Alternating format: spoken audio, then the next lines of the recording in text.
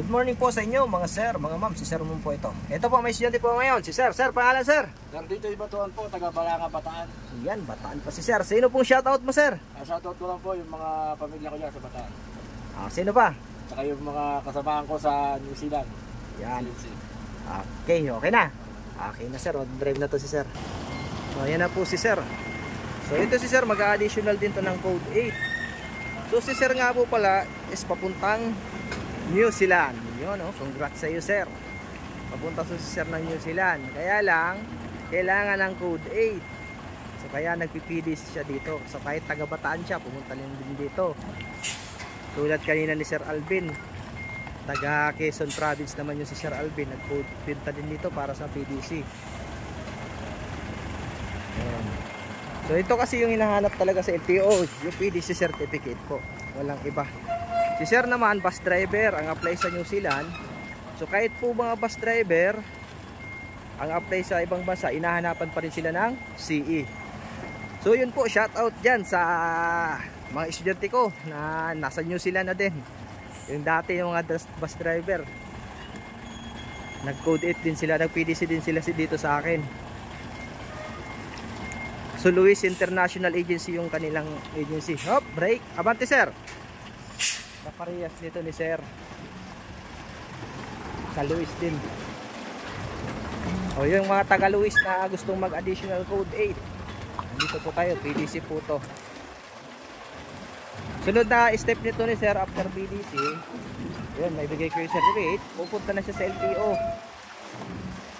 magbi-medical, mag-exam, yung test drive. Sir, may test drive pa ba sa LTO? Normal po talaga sa LTO, medical, exam, test drive, tatlo po talaga yan. Yun, okay, hop, break. Sa kabila naman, pihit kaliwa. Kaliwa.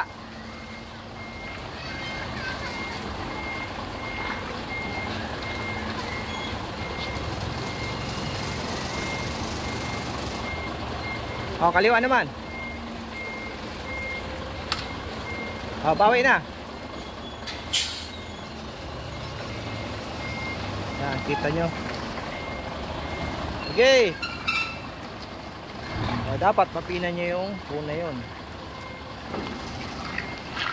Hindi dapat mawala sa mata mo yun.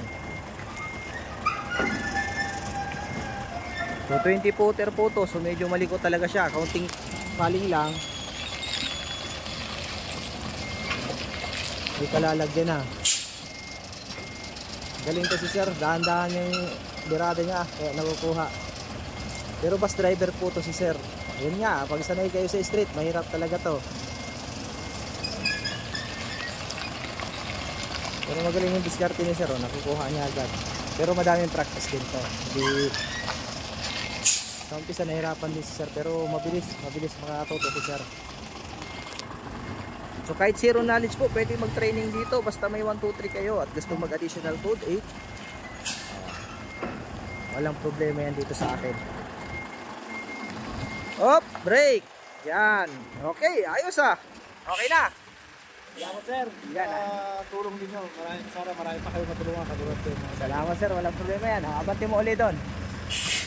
Okay, so yun po yung mga gustong mag-additional code 3 at code 8 pag PM lang po. Maraming salamat po and God bless po sa inyo lahat.